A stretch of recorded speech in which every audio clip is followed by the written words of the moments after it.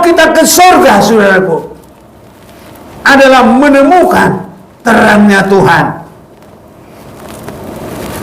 yang tidak ada kegelapan. Bahkan terangnya Yesus sampai menderita, dia tetap menyucikan. Darahnya menyucikan. Dia selalu mengampuni. Dan doanya yang terakhir, ampunilah mereka. Itu doanya Yesus. Dalam penderitaan, saudaraku, bukan dalam enak-enak. Ya kalau kita lagi enak-enak, udah ampuni kau, enak saudaraku. Tapi kalau di dalam sebegitu susahnya, itu adalah sangat berat. Ya, penguasa dunia surga harus begitu direndahkan, dan sejauh itu dia masih mengampuni orang lain.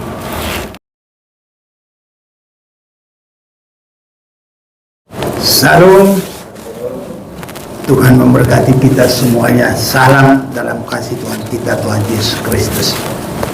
Haleluya. Mari kita akan memperhatikan firman Tuhan. Karena itulah, saudara-saudaraku, cara Allah menghampiri kita. Karena kalau keberadaan Allah yang sepenuh itu sudah manusia tidak bisa mampu menghadapinya. Itu sebabnya sewaktu Adam dan Hawa belum berdosa, mereka biasa saja melihat Tuhan dan berbicara dengan Tuhan. Mereka mendengar langsung suara Tuhan. Tapi begitu mereka berbuat dosa, mereka tidak mampu lagi melihat.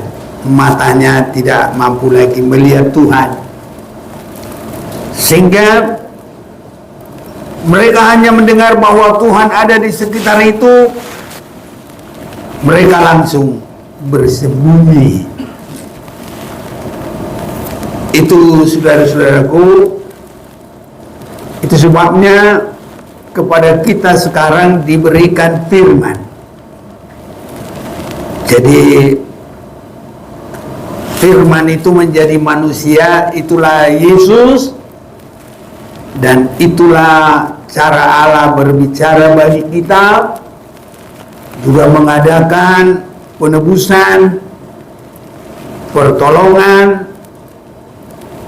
mengadakan banyak hal, mujizat dan hal yang ajaib, biar kita mengalami kuasa Tuhan. Saya mau mengajak kita membaca firman Tuhan dari suratan Yohanes. Jadi bukan Injil Yohanes ya, suratan. 1 Yohanes pasal yang pertama, ayat yang kelima. Allah adalah terang, dan inilah berita yang telah kami dengar dari Dia dan yang kami sampaikan kepada kamu. Allah adalah terang, dan di dalam Dia sama sekali tidak ada kegelapan. Bersama kita baca. Dan inilah berita yang telah kami dengar dari Dia dan yang kami sampaikan kepada kamu. Allah adalah terang, dan di dalam Dia sama sekali tidak ada kegelapan. Saudaraku, Allah memang ini masih memakai kata yang dari Arab. Itu sebabnya sebenarnya Kalau bahasa kita terkenal seluruh dunia, malah bagus sebenarnya. Suruh pakai semua. Makanya orang Inggris bahasanya dipakai seluruh dunia, mereka senang dan maju. Ini saudara-saudaraku. Tapi ada banyak seolah-olah kalau disebutkan dalam bahasa mereka itu hanya milik mereka. Nah, jadi dalam bahasa Ibraninya Yahweh, JHWH sama Jehovah. Nah, ini dalam karena mereka terlalu berat mengatakan Yahweh, maka diambillah bahasa yang lebih tidak terlalu sakral sekali, maka disebutlah Elohim. Tapi itu semuanya sama. Dan karena masih ada di Alkitab kita, jadi saya harus juga masih berkata sesuai dengan Alkitab ini, karena Alkitab kita tidak diganti, saudaraku.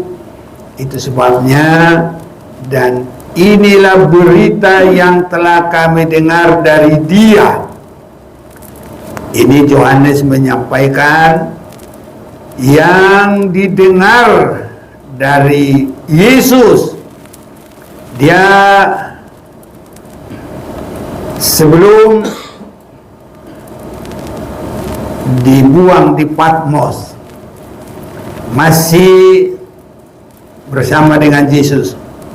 Dan yang kami sampaikan kepada kamu, Allah adalah terang, dan di dalam Dia sama sekali tidak ada kegelapan.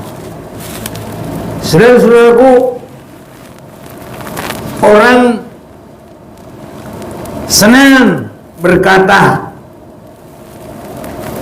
masuk ke surga.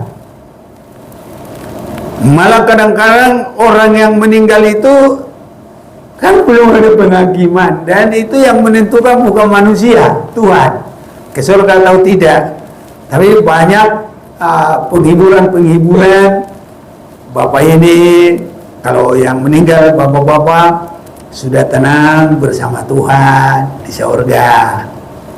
Itu kata dia. Sebenarnya kan nanti melalui seleksinya Tuhan. Tapi kata-kata penghiburan biasa begitu. Kalau saya karena sudah mengerti, nggak mau berkata begitu. Bapak ini sudah menghadap Tuhan.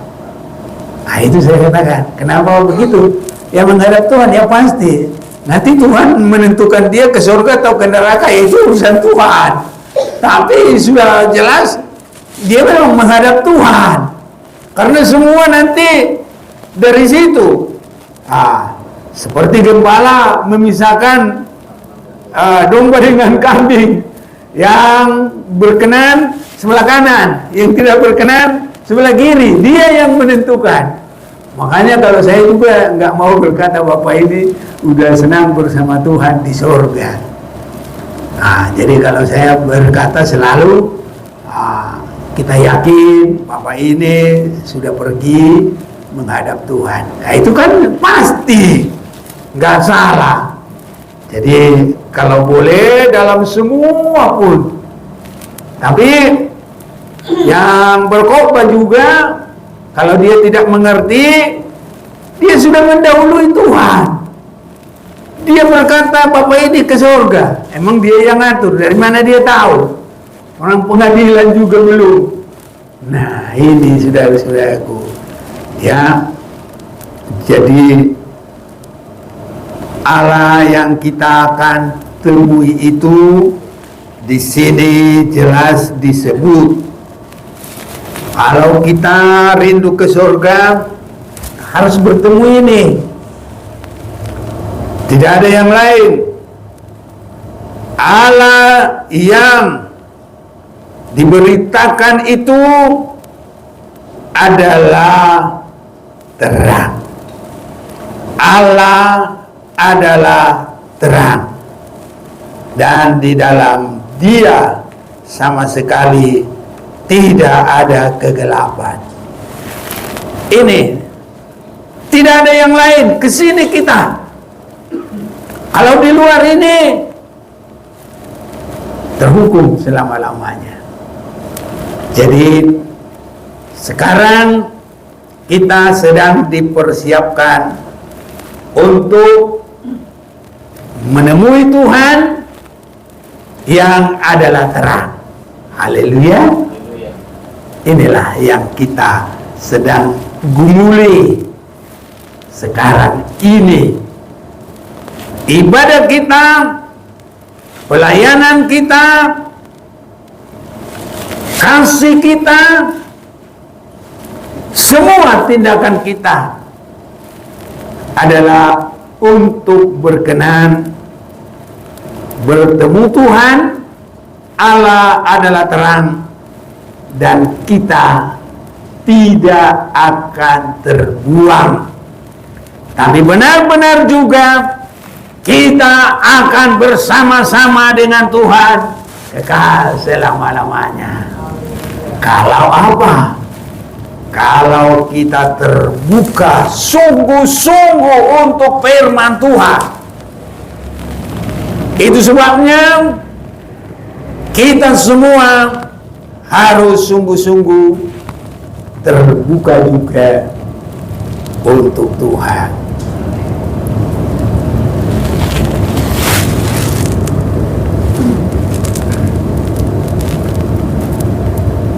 Ada nyanyian itu apa tuh? Jiwaku terbuka untukmu Tuhan, selidiki, nyatakan segala perkara, singkapkan semua yang terseduh,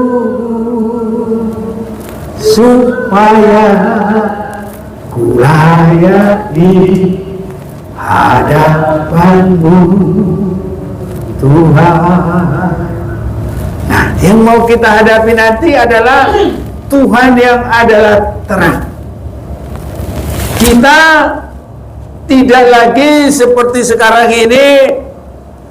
Nah, contohnya ada berkata begini, kalau sedang janji-janjian, belah dada dadaku. Nah, tapi kalau nanti nggak pakai belah dada, karena kita semua adalah roh. Di surga itu nggak ada seperti begini tubuh, ya, semua sudah roh. Jadi jelas di hadapan Tuhan.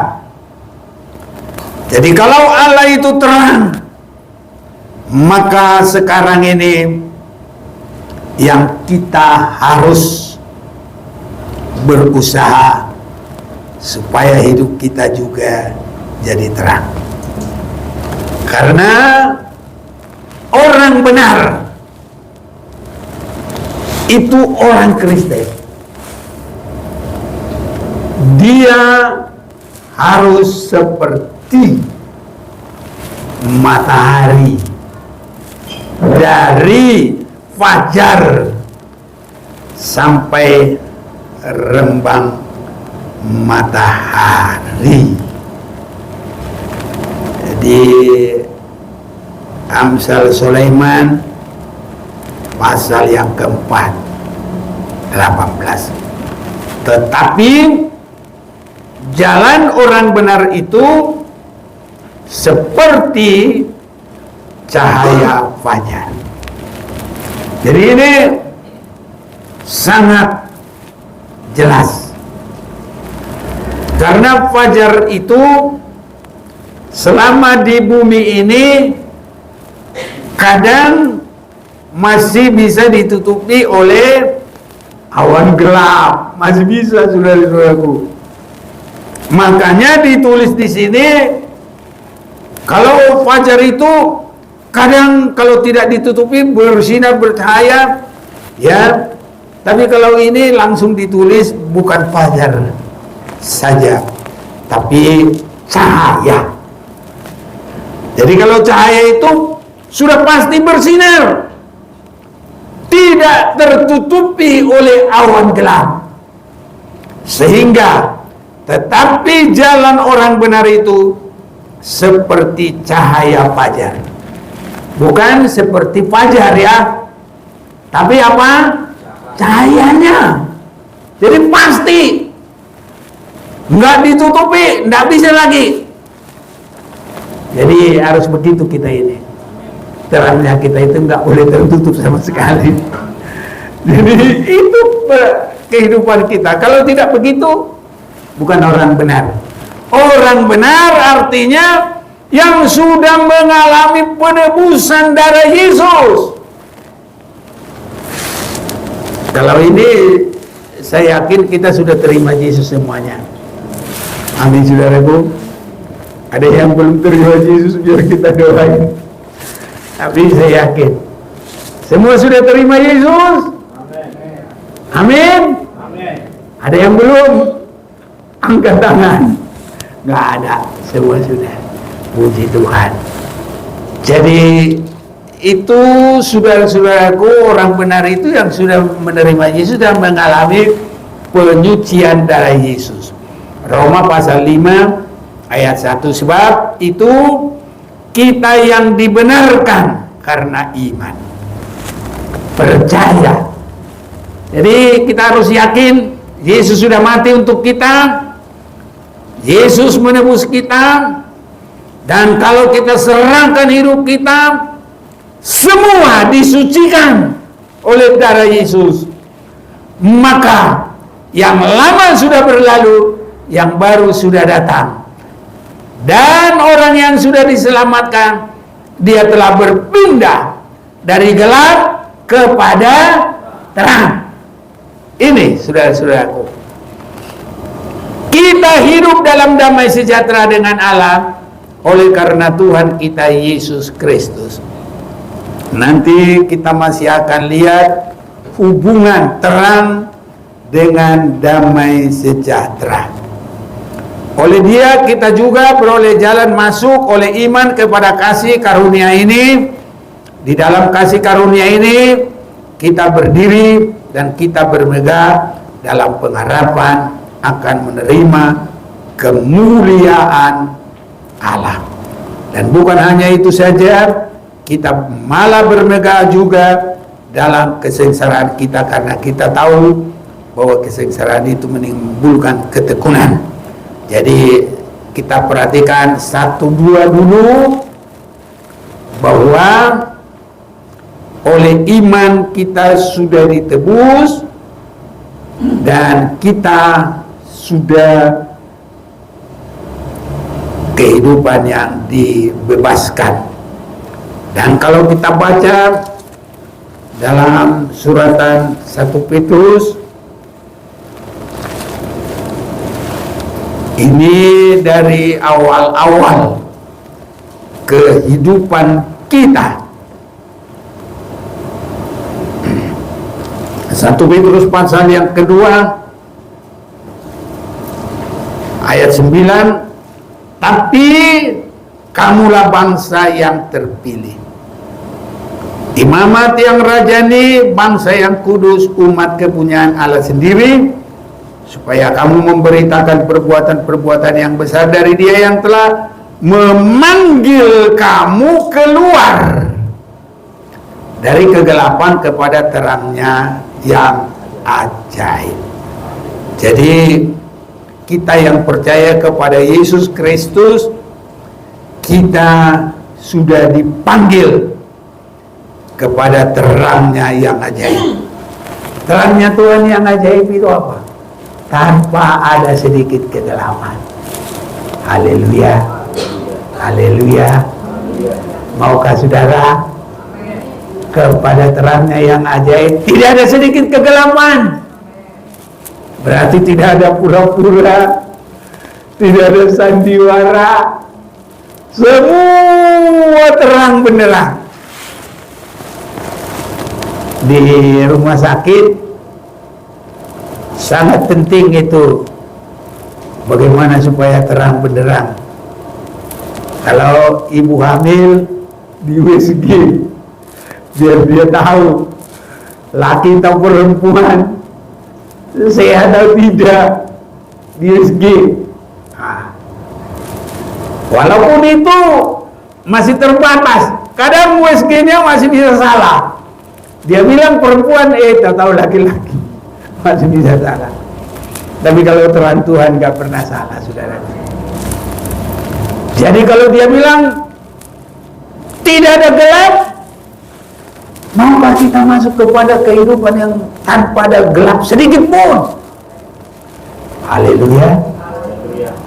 Nah, kalau begitu kita harus jiwaku terbuka untukmu Tuhan, selidiki, nyatakan segala perkara, jangan ada ditutupi. Haleluya. Singkapkan semua yang terselubung supaya ku layak di hadapanmu Tuhan. Jadi saudara-saudaraku, dalam masa kemurahan ini, menggunakan masa kemurahan ini, berjuang, bergumul, kita semakin terbuka. Saya melihat di akhir zaman ini ngeri, pembohongan luar biasa, membalik fakta. Ya, saya kadang-kadang ngelihat apa, senang juga saya lihat cerita. Ada tukang ngumpul-ngumpuli apa itu, bling-bling apa itu, tukang pemulung itu kan. Ada penjahat jambret tasnya orang, diambil duitnya, dikantongi, dia lari, dilempar tas ini ke pemulung. Pas masuk ke pemulung itu, bingung dia, dipegang-pegang. Yang punya tas itu datang, langsung itu yang ditangkap. Aduh, saya pikir inilah dunia, bisa membalik fakta sebentar. Di mana-mana begitu, mulai dari yang pemulung sampai kepada justice, hukum, apa itu, raja hukum di atas itu, hakim-hakim, bisa begitu, saudara-saudaraku. Nah, inilah. Tapi kadang-kadang sesama manusia juga, kadang-kadang suami istri juga, bisa juga, saudaraku, kalau sudah dalam kegelapan, apapun terjadi dalam kegelapan. Makanya, saudara-saudaraku, dalam waktu ini Tuhan memanggil kita kepada terangnya yang ajaib. Asal kita mau. Masih ada. Satu, kita terbuka. Gak usah malu-malu, saudaraku, terbuka. Kalau kesalahan, inilah untungnya kita. 1 Yohanes 1:9, kira-kira siapa bisa? Ayo. Yang kita mengaku dosa kita, maka Allah itu adil dan setia, sehingga menyucikan kita dari segala dosa. Harus berani berterus terang, berlomba berterus terang.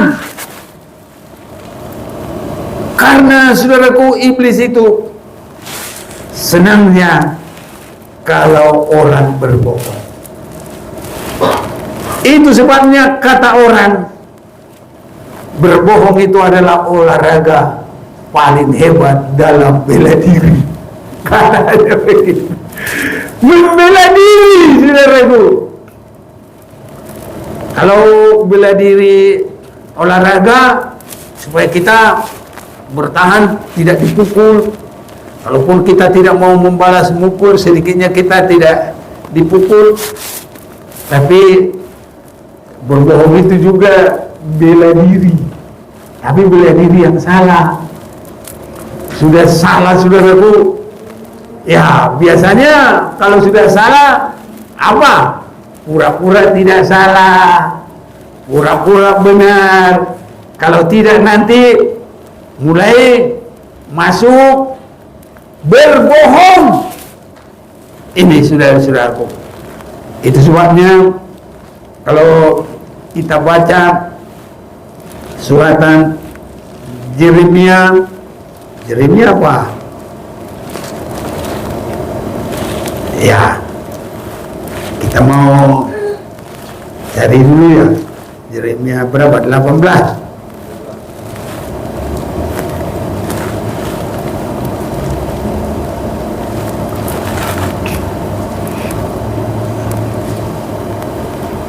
Iya, apa Yesaya ya?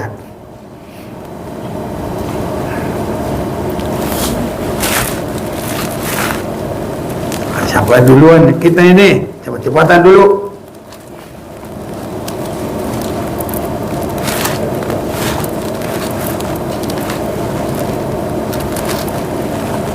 Jadi di situ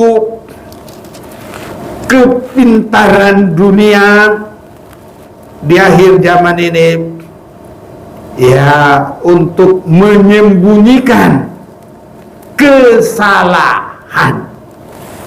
Itu sebabnya saudara-saudaraku, kadang sudah divonis pengadilan salah, dia bilang apa? Nanti kita atur di mana banding. Kalau lagi dibanding, tingkatkan berapa kali lipat, habiskanlah uang itu separuh lagi nanti buat kita, kasihlah semuanya. Nanti diatur lagi apa? PK itu apa? Peninjauan kembali. Iya bisa diatur semua, saudara-saudara. Ya, dan dirubah-rubah. Itulah namanya bohong itu menjadi satu tempat yang sangat kuat untuk menyembunyikan kekurangan. Sebabnya tadi kita sudah menyanyikan, kalau kita, saudaraku, mau bertemu Yesus Allah kita di sorga, jangan ada kegelapan sedikit pun. Karena Adam dan Hawa, padahal mereka tadinya sudah biasa sama dengan Tuhan, tapi karena mereka berbuat dosa, mereka langsung takut dan bersembunyi. Yesaya 28 ayat 15, karena kamu telah berkata, 28 ayat 15, karena kamu telah berkata, kami telah mengikat perjanjian dengan maut dan dengan dunia maut kami telah mengadakan persetujuan. Ini saudaraku, ini benar-benar kalau ini seperti tumbal-tumbal itu juga ada persetujuan. Kamu siap menyerahkan istrimu tumbal? Siap. Kamu siap menyerahkan anakmu tumbal? Siap. Ngeri saudaraku. Nanti kalau setiap anaknya lahir, pengkor lah, apalah, idiot lah, apalah semua. Gitu. Tapi memang mereka kaya saudaraku. Ada tumbal-tumbalnya. Jadi ini juga kita lihat di sini. Biarpun cemeti berdesik-desik dengan kerasnya, kami tidak akan kena. Ini semua sudah kena bohongan. Sedikit pun ada gelap saudaraku, Adam dan Hawa tidak berani lagi memandang Tuhan. Ini kami tidak akan kena, sebab kami telah membuat apa? Bohong sebagai perlindungan kami, dan dalam dusta kami menyembunyikan diri. Jadi dusta adalah bela diri yang paling kuat di dunia ini. Banyak bela diri, silat, taekwondo, tinju, apalagi yang bela diri. Tapi salah satu, kalau di gereja bela diri, bohong saudaraku, bagi yang mau bohong. Tapi kita nggak ada yang mau bohong. Amin.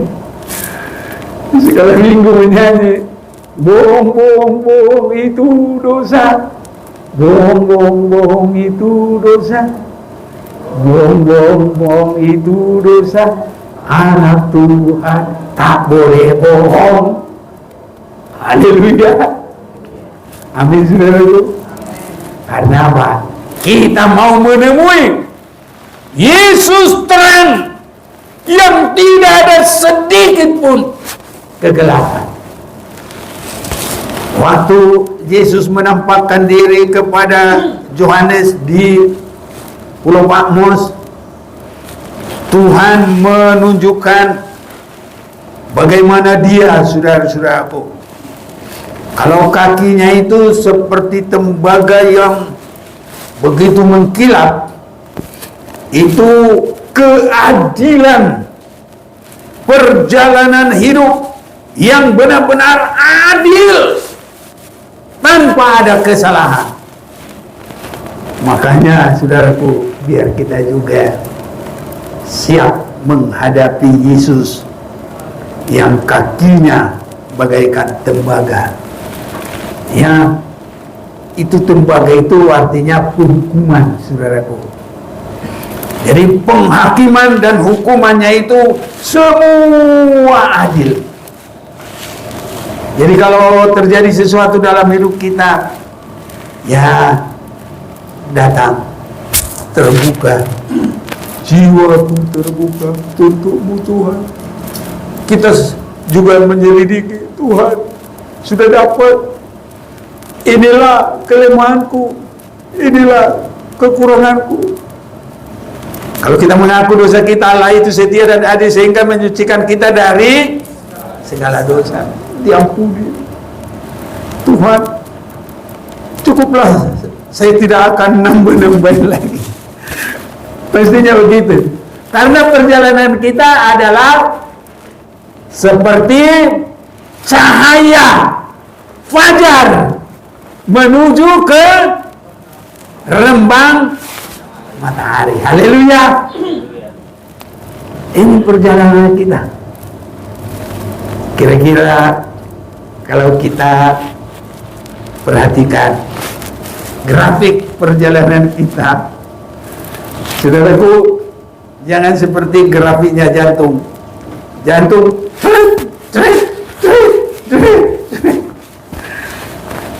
kadang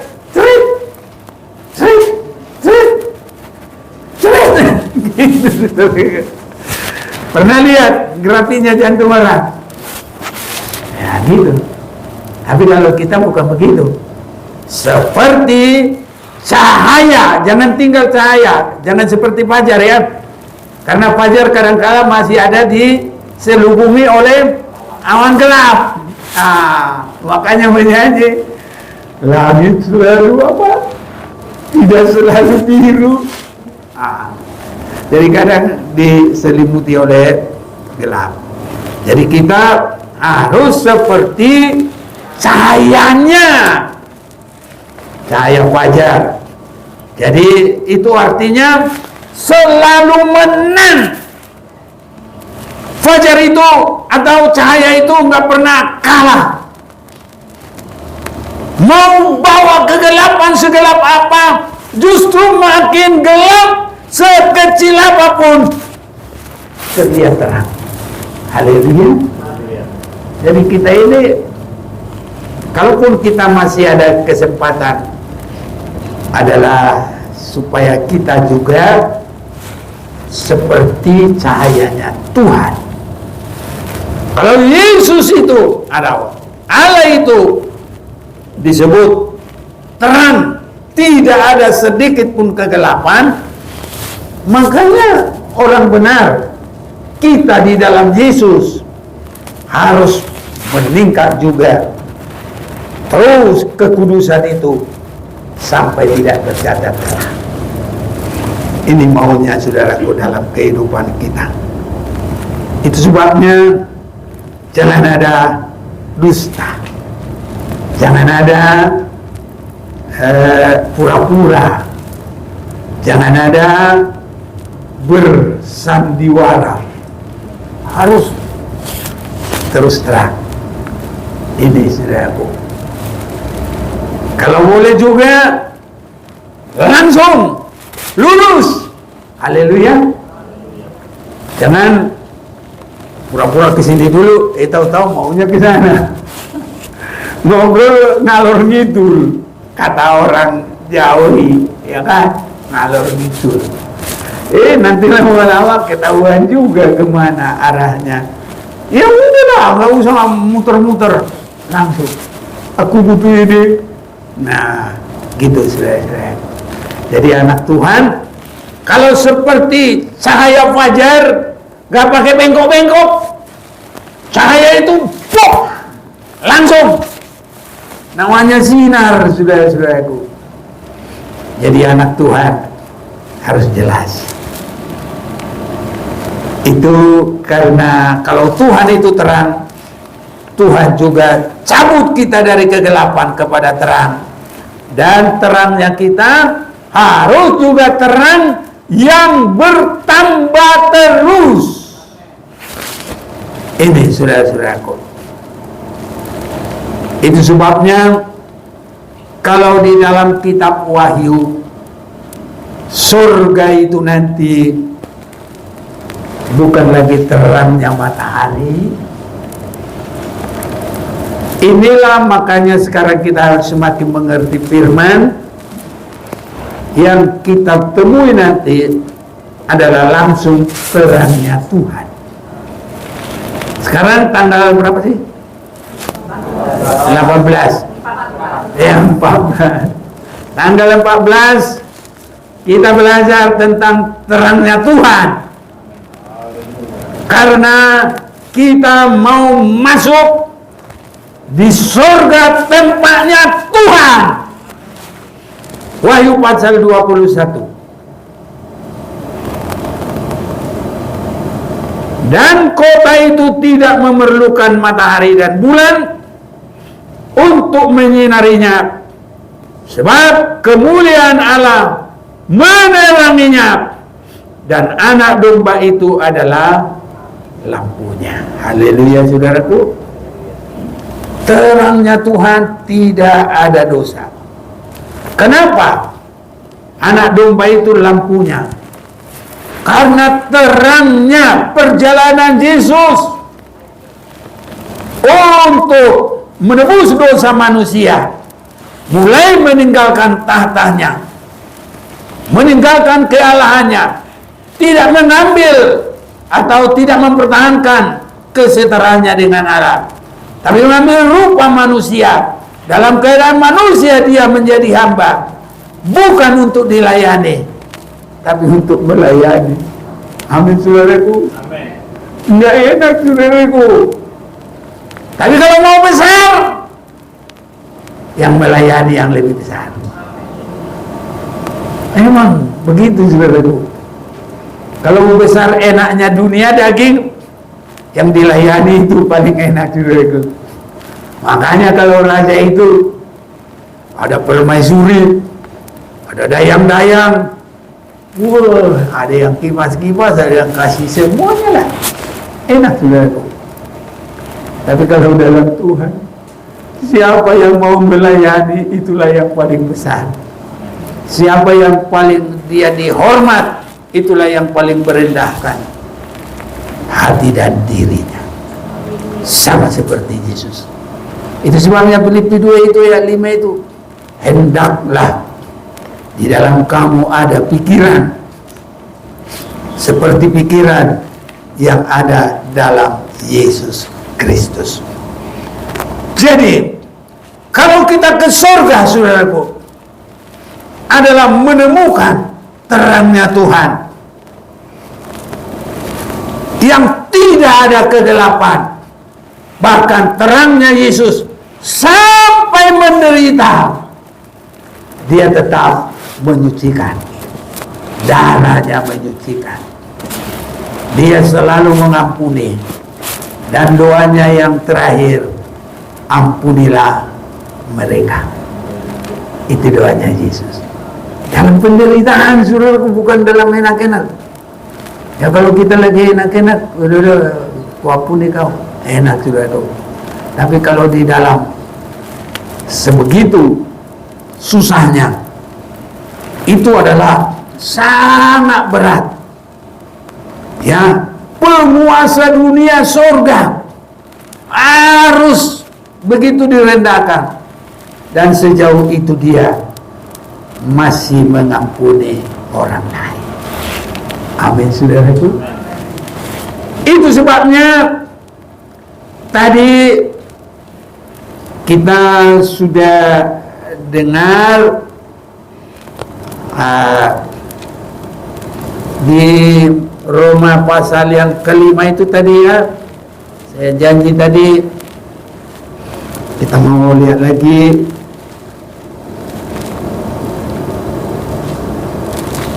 Roma pasal yang kelima.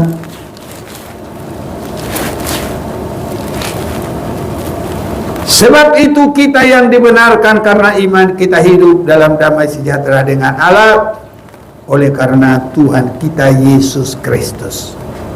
Oleh dia kita juga beroleh jalan masuk oleh iman kepada kasih karunia ini.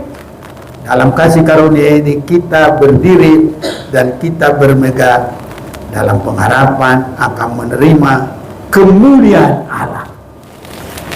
Kemuliaan Allah dalam terang yang ajaib yang di surga. Itu sebabnya kalau kita dibenarkan dan kalau kita mau sudah keluar dari gelap kepada terangnya ajaib. Itu tadi 1 Petrus 2 ayat yang ke-10.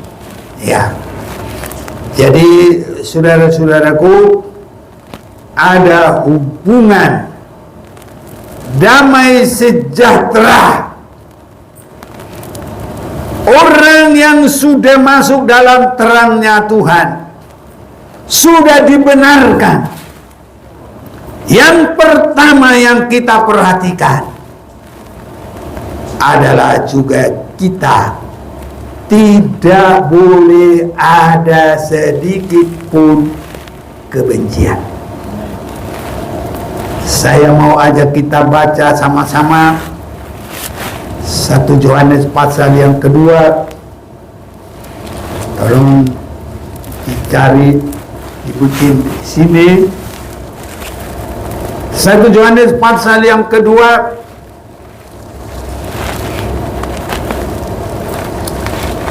Kita akan membaca ya, mulai lanjutannya tadi ya, mulai 1 ya. Oke. Ya. Nanti langsung terus ke 2, ke 3, ke 4 ya, bisa ya.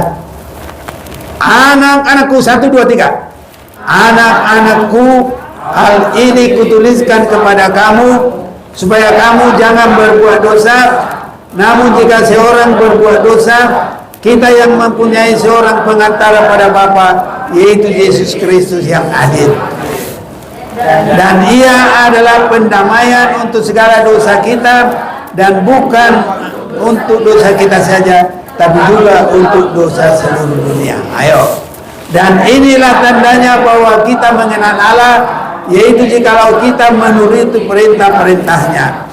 Barang siapa berkata aku mengenal dia, tapi ia tidak menuruti perintahnya, ia adalah seorang pendusta, dan di dalamnya tidak ada kebenaran. Tapi barang siapa menuruti firman-Nya, di dalam orang itu sungguh sudah sempurna kasih Allah. Dengan itulah kita ketahui bahwa kita ada di dalam Dia.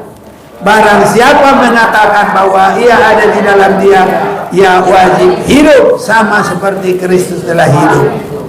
Saudara-saudaraku yang kekasih, bukan perintah baru yang kutuliskan kepadamu, melainkan perintah lama yang telah ada padamu dari mulanya.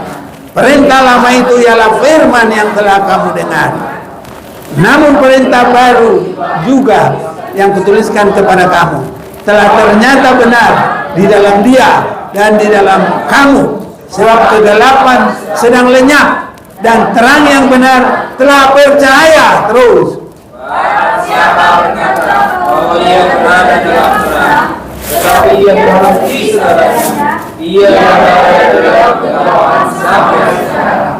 Barang siapa mengasihi saudaranya, ia tetap berada dalam terang, dan dalam Dia tidak ada kesesatan.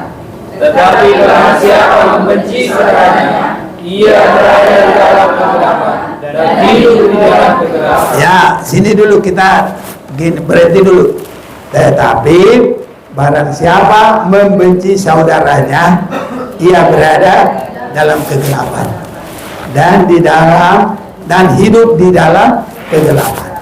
Jadi ini saudaraku, makanya harus ada damai sejahtera. Haleluya. Apapun itu, karena kita rindu masuk dalam terangnya Tuhan, tidak boleh ada kebencian. Karena kalau ada kebencian, itu tetap berada di dalam kegelapan. Biar Yesus suruh menebus kita dengan darahnya, dengan apa, tapi kalau kita tidak buang itu, ada kebencian, itu tidak bisa, saudaraku, bersama kita. Tetapi barang siapa membenci saudaranya, ia berada di dalam kegelapan dan hidup di dalam kegelapan. Ia tidak tahu kemana ia pergi, karena kegelapan itu telah membutakan matanya. Lanjut. Aku menulis kepada kamu, hai anak-anak, sebab dosamu telah diampuni oleh karena 10 dulu, tadi 11, sekarang balik. Barang siapa mengasihi saudaranya, ia tetap berada di dalam terang. Amin. Mengasihi saudaraku, biar kita ada di dalam terang. Jadi kalau ada yang tidak cocok, ya saling perbaikan. Haleluya. Baru bisa di dalam terang. Kalau enggak, bohong. Bohong itu dosa. Makanya periksa. Adakah di dalam hatiku kepahitan? Semua kita periksa. Suami istri, kepada teman, kepada siapapun. Haleluya. Udah jelas saudaraku, bukan kata orang, kata firman Tuhan. Makanya kita selalu baca bersama. Tadi karena langsung putus, sekarang 9 lagi belum. 9. 1, 2, 3. Barang siapa berkata bahwa ia berada di dalam terang, tetapi ia membenci saudaranya, ia berada di dalam kegelapan sampai sekarang. Tapi kalau kita sudah berdamai, kita ada di dalam terang. Amin. Jangan ada di dalam gelap. Kalau ada, cepat buang. Bagaimana? Dia berdamai. Kalau ada kelemahan, kekurangan, ya minta ampun. Bersama kita rendah hati. Mari kita berdamai. Mari kita selesaikan. Nah, saudara-saudaraku, tapi iblis tidak mau begitu. Harus besar. Gak boleh kecil. Kamu dikecilkan begitu, itu nggak bisa berdamai. Itu cara iblis, supaya orang selalu berada di dalam gelap. Karena barang siapa berkata bahwa ia berada di dalam terang, tapi ia ada membenci saudaranya, ia berada di dalam kegelapan sampai sekarang. Jadi jangan pegang kesalahan orang untuk sampai benci. Kalau gue benci aku, tidak ada kebencian. Amin. Darah Yesus menyucikan kita. Saat sekarang kita ada di dalam terangnya Tuhan, bukan ada terangnya di dalam, bukan kita di dalam kegelapan. Tapi mari semua berpindah dari kegelapan kepada terang. Dan kita nanti akan bersama-sama, kita akan berkata, ku jalan ke Sion, ke kota Allah. Ya, nggak tahu lagi. Tidak bisa, cuma sepotong. Ya, tapi ya, artinya kita semua berjalan sama-sama ke Sion. Berjalan semuanya menemui Tuhan yang adalah terang. Saudaraku, kalau ada sedikit pun kegelapan, kita nggak bisa. Kenapa? 2 Korintus pasal yang ke-6. Tidak ada persekutuan gelap dengan terang. Kita baca ini biar kita semua datang kepada Tuhan.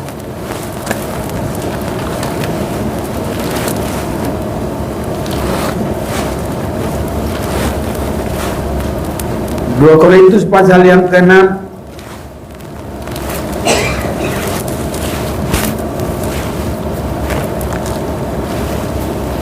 2 Korintus pasal yang ke-6 ayat yang ke-17.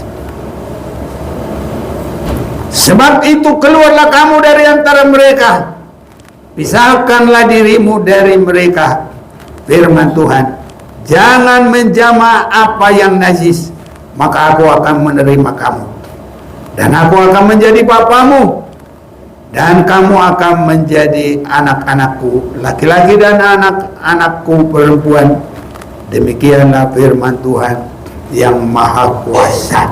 Ayat 14, janganlah kamu merupakan pasangan yang tidak seimbang dengan orang-orang yang tidak percaya. Sebab persamaan apakah terdapat antara kebenaran dan kedurhakaan?